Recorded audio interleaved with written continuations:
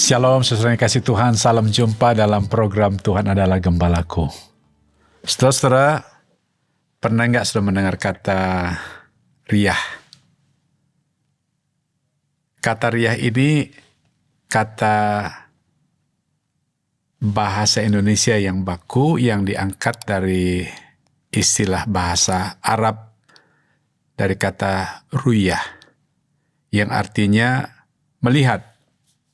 Sehingga kata riah ini punya arti ingin dilihat ataupun ingin dianggap atau ingin dipuji. Atau orang yang ingin mendapatkan kehormatan ataupun puji-pujian dari manusia karena perbuatan baiknya ataupun karena jasanya.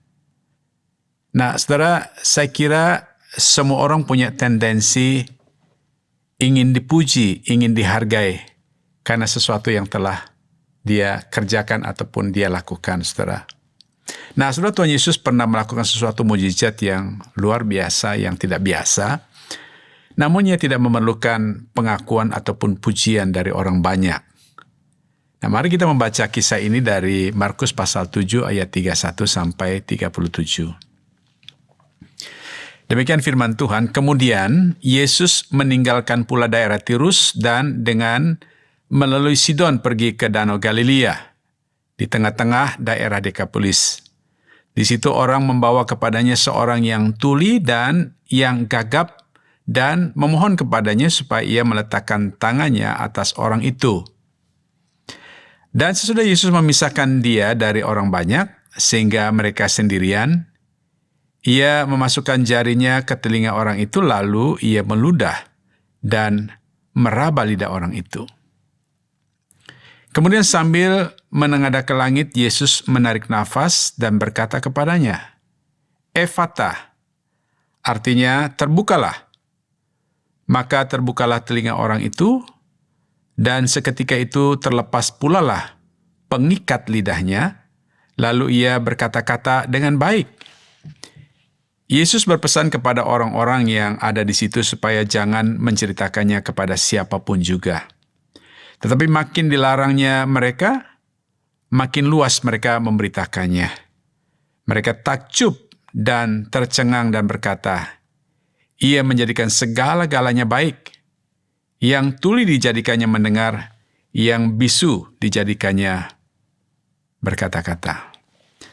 Saudara-saudara, sebagaimana teks ini mengatakan bahwa setelah Yesus kembali dari Tirus ke Galilea, orang banyak itu membawa kepadanya seorang yang tuli dan gagap bicara. Nah, artinya orang ini tidak bisa lancar bicara, saudara ya. Mereka tidak memintanya untuk menyembuhkannya, tetapi mereka minta supaya Yesus meletakkan tangan di atas orang itu. Kemudian menariknya kisah ini adalah Yesus tidak langsung melakukan demonstrasi kuasanya untuk menyembuhkan orang ini, saudara. Tapi dikatakan ia memisahkan diri dari orang banyak itu, kemudian Yesus memasukkan jarinya ke telinga orang itu, lalu ia meludah dan meraba lidah orang itu, kemudian sambil menengadah ke langit, Yesus berkata, "Efatah," terbukalah. Maka sudah terbukalah telinga orang itu, dan terlepaslah ikat yang mengikat lidah orang itu untuk berbicara, lalu orang itu dapat berbicara dengan baik. Kemudian saudara, Yesus berkata, "Jangan menceritakan hal ini kepada orang lain." Semakin dikatakan, tidak mengatakan semakin orang menceritakannya kepada banyak orang, saudara. Karena memang apa yang terjadi adalah satu keajaiban, sesuatu yang menakjubkan. Nah, saudara-saudara yang dikasih di dalam Tuhan, ada dua hal yang saya coba cermati tentang apa yang terjadi dalam peristiwa ini. Yang pertama adalah Tuhan menyembuhkan orang itu secara private. Artinya tidak untuk dilihat oleh banyak orang di kerumunan orang banyak itu. Seperti biasa-biasanya saudara di beberapa peristiwa, Tuhan Yesus langsung melakukan mujizat itu di hadapan banyak orang dan disaksikan oleh banyak orang. Tapi menariknya adalah dalam peristiwa ini Tuhan Yesus melakukannya secara private ataupun secara pribadi dan tidak dilihat oleh orang banyak. Lalu saudara, yang kedua adalah Tuhan Yesus melarang mereka untuk menceritakan kepada orang lain. Kita tidak tahu apa alasannya, saudara. Ada yang berkata seperti dalam kisah yang lain, kenapa Tuhan Yesus melarang? Karena belum waktunya. Ya, seperti peristiwa Tuhan Yesus memberikan mujizat di Kana, saudara ya. Nah, saudara, menurut seorang penelaah Alkitab yang bernama Matthew Henry, dia katakan bahwa Tuhan Yesus melakukan dua hal tersebut untuk menunjukkan kerendahan hatinya. Walaupun ia melakukan sesuatu yang luar biasa, Yesus tidak perlu pengakuan dan pujian dari orang banyak itu. Wow, saya kira ini sebuah sikap yang sangat-sangat elegan, ya.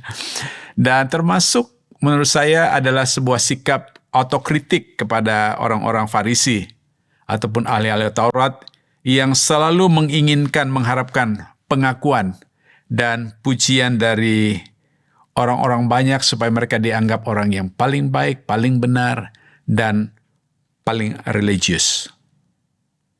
Nah, saudara-saudara, di dalam kehidupan kita sehari-hari, mungkin kita pernah mendengar orang berkata begini, atau kita pernah berkata begini, saudara, kalau bukan saya, ini tidak mungkin terjadi. Saudara, ungkapan ini sebenarnya secara tidak langsung orang ingin supaya dia merasa orang yang sangat berjasa. Dia orang yang ingin mendapatkan pujian ataupun dihargai oleh orang-orang banyak. Nah, orang semacam ini semakin dipuji, semakin bersemangat untuk melakukan sesuatu yang baru. Saya kira persoalannya bukan pada semakin banyak, semakin tergerak untuk melakukan hal-hal yang baru, hal-hal yang baik. Tapi persoalannya adalah semakin dipuji, saudara, kita tidak bisa memungkiri, semakin kita terjebak dengan kesombongan diri. Ini yang sangat-sangat berbahaya. Ketika kita dihargai, ketika kita dipuji, kita menjadi orang yang sombong, merasa diri kita hebat, merasa diri kita lebih berjasa, merasa diri kita lebih baik daripada yang lain.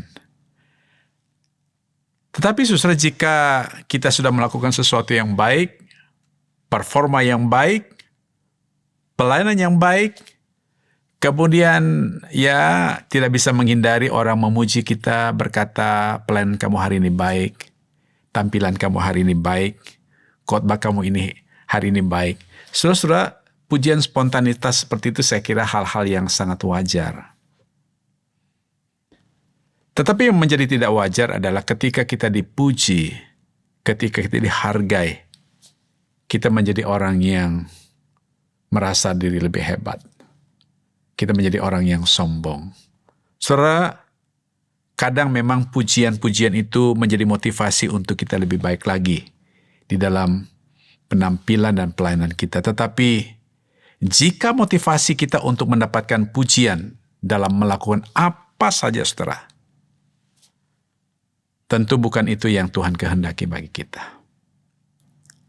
Ketika kita melakukan perbuatan baik, ketika kita melayani Tuhan dengan baik, motivasi kita bukan mencari pujian, tapi motivasi kita adalah melakukannya untuk memuliakan Tuhan dan menjadi berkat bagi orang lain. Saudara, mari kita belajar bersama, apapun yang kita lakukan dengan kehebatan kita, dengan keterampilan kita, dengan kebisaan kita, seberapapun jasa perbuatan baik yang pernah kita lakukan, seberapa banyaknya, besarnya pelayanan yang kita lakukan, saudara, jangan pernah kita meminta pengakuan dan pujian dari manusia.